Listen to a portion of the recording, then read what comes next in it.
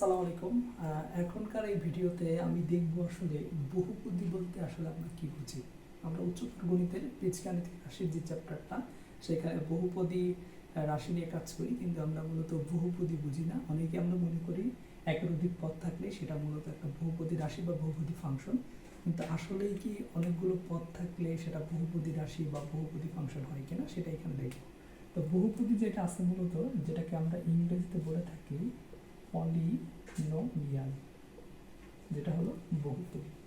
ধরো আমরা যদি এখানে এরকম একটা ফাংশন লিখি, f of x is equal to a dot x dot a one x one a two x এর power two a three x এর পাওয়ার থ্রি, তো ডট ডট এরকম চলতেই আছে এ এন এক্স এর পাওয়ার এন।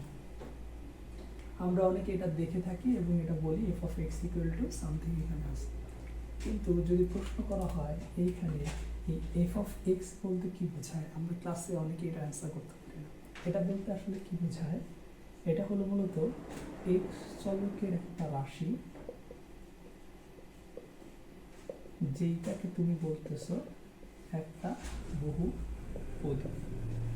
তাহলে এই ভেতরের ফাংশনটা কিভাবে কাজ করতেছে এটা আমরা যদি একটু দেখি। যদি এটাকে আমরা সামারাইজ করি, তাহলে আমরা এখানে যদি এরকম দেখি এর power n x to the power n, এটা পরিচয় যদি বলি, তাহলে এই প্রথমে বাম পাশে যেটা আছে এটাকে আমরা বলি হলো সাংখ্যিক সহগ, সাংখ্যিক সহগ বা কোএফিসিয়েন্ট। এটা হলো মাত্রা বা ঘাত, আর এখানে এক্স যেটা আছে এটাকে আমরা বলতেছি ভ্যারিয়েবল বা চলক। তার মানে এইখানে একটা সাংখ্যিক সহগ আছে, একটা চলক আছে, তার পাওয়ার অর্থাৎ মাত্রা বা ঘাত আছে। তার মানে পুরো সিস্টেমটাকে সামারাইজ করলে এইখানে আমরা এই তিনটা জিনিস পাচ্ছি, সাংখ্যিক সহগ, চলক, মাত্রা বা ঘাত। তো প্রশ্ন হচ্ছে যে বহুপদী হওয়ার শর্ত কি, আমরা কিভাবে চিনব যে এই ফাংশনটা বা এই রাশিটা এটা একটা বহুপদী কিনা। এর জন্য দুইটা শর্ত আছে, এই দুইটা শর্ত আমরা মনে রাখবো। তাহলে এখানে আমরা একটু লিখে রাখি, বহুপদী হওয়া শর্ত নাম্বার 1, প্রতিটি পদে চলকের ঘাত অঋণাত্মক পূর্ণ সংখ্যা হবে। 2 নম্বর শর্তটা হবে পদগুলো সসীম হবে। তার মানে এই দুইটা শর্ত মানলেই কেবল সেটা বহুপদী রাশি হবে। শর্ত দুইটা কি, প্রত্যেকটা পদে চলকের ঘাত অঋণাত্মক পূর্ণ সংখ্যা হবে এবং পদগুলো হবে সসীম। তো এই দুইটা শর্তের আলোকে আমরা কয়েকটা এক্সাম্পল দেখি এবং মেলানোর চেষ্টা করি সেগুলো আসলে বহুপদী কিনা। ধরো আমরা যদি প্রথমে এখানে লিখি 2x cube root over x plus 2, এখানে 5 লিখলাম। এখানে আর একটা এক্সাম্পল আমরা দিতে পারি x এর স্কোয়ার প্লাস 2x মাইনাস 3। তাহলে এই চারটা এক্সাম্পলের মধ্যে আমরা দেখব কোনটা কোনটা বহুপদী। আমরা এই চারটা দেখার পরে অনেকে কি করি, যে একের অধিক পদ আছে তার মানে 4 নম্বরটা এটা একটা বহুপদী পদ, এখানে যেহেতু একটা পদ আছে তার মানে এটা বহুপদী না, এখানেও একের অধিক পদ আছে তার মানে এটা বহুপদী, আর এটা আমরা নাই বললাম কারণ যেহেতু এটা চলক ছাড়া আছে। তাহলে আমরা প্রথমে বলছি কি, প্রত্যেকটা পদে চলকের ঘাত অঋণাত্মক পূর্ণ সংখ্যা হবে। তাহলে প্রথম যেটা আছে এইটার ভ্যালু অর্থাৎ পাওয়ারে যেটা আছে, পাওয়ারে কি আছে 3 আছে, এটা হলো একটা অঋণাত্মক পূর্ণ সংখ্যা এবং পদগুলো কি আছে সসীম। এখানে কয়টা পদ আছে, একটাই পদ আছে, তার মানে 2x কিউব এটা কি পদ, এটা একটা বহুপদী। আবার দ্বিতীয়টা root over x plus 2, ultimately এটাকে ভাঙলে আমরা এখানে পাচ্ছি x রুট যদি উঠা দিই উপরে আছে হাফ প্লাস 2, তার মানে এখানে পাওয়ারে আছে কত, হাফ, আর হাফ হচ্ছে কি অঋণাত্মক পূর্ণ সংখ্যা নয়। That means root over x plus 2 যেটা আছে এটা বহুপদী না। এরপর আছে 5, আচ্ছা এটা পরে আসতেছে, এরপর এটা 4 নম্বর। তাহলে প্রত্যেকটা পদে, এই যে প্রথম যে পদটা আছে এই পদের চলকের পাওয়ার কত ছিল 2, অঋণাত্মক পূর্ণ সংখ্যা।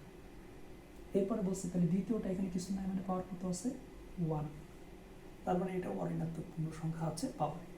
দ্বিতীয়টা আসলে এখানে কিছু নাই, মানে এরকম আছে 3 ইন্টু এক্স এর পাওয়ার 0, তার মানে চলকের পাওয়ারে কত আছে 0, তার মানে এটাও পাওয়ারে কি আছে অঋণাত্মক পূর্ণ সংখ্যা।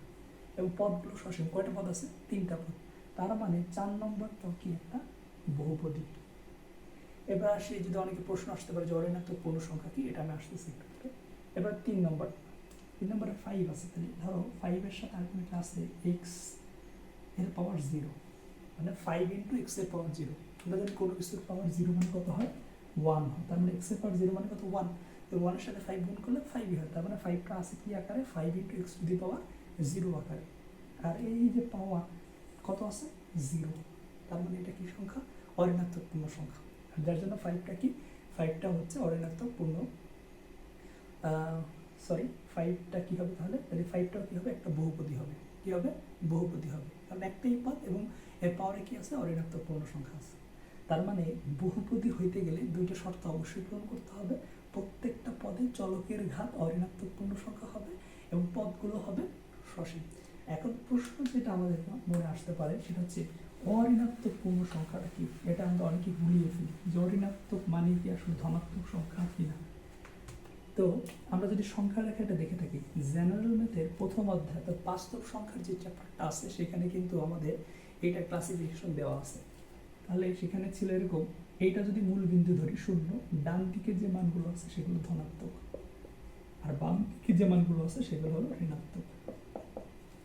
তাহলে এই যে 0-এর ডান দিকে যারা আছে ধনাত্মক এদেরকে বলা হয় ধনাত্মক পূর্ণ সংখ্যা, ধনাত্মক পূর্ণ সংখ্যা বা পজিটিভ ইন্টিজার। আর এই যে 0-এর বাম দিকে যারা আছে তাদেরকে বলা হয় ঋণাত্মক ইন্টিজার বা ঋণাত্মক পূর্ণ সংখ্যা। তাহলে দুইটা তো আমাদের ক্লিয়ার হয়ে গেল। তাহলে এই যে মাঝখানে যে 0 বেচারা আছে ও কোথায় যাবে, এই 0 সহ ডান দিকের যত ধনাত্মক মান আছে সেইগুলোকে আমরা বলবো হলো অঋণাত্মক পূর্ণ সংখ্যা।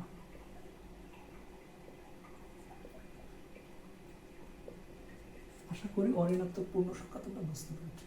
সেই হিসাবে এখানে 5 ইন্টু এক্স টু দি পাওয়ার 0, তার মানে পাওয়ারে কত আছে 0, আর 0টা কি অঋণাত্মক পূর্ণ সংখ্যা, আর যে জন্য 5টা কি হয় একটা বহুপদী হয়। এবার তোমাদের কাছে একটা প্রশ্ন, যারা নবম দশম শ্রেণীর শিক্ষার্থী আছো তাদের কাছে আমার প্রশ্ন, 0 কি একটি বহুপদী কিনা, 0 সংখ্যাটা বহুপদী কিনা, এটা তোমাদের কাছে প্রশ্ন রইল। ঠিক আছে, আল্লাহ হাফেজ।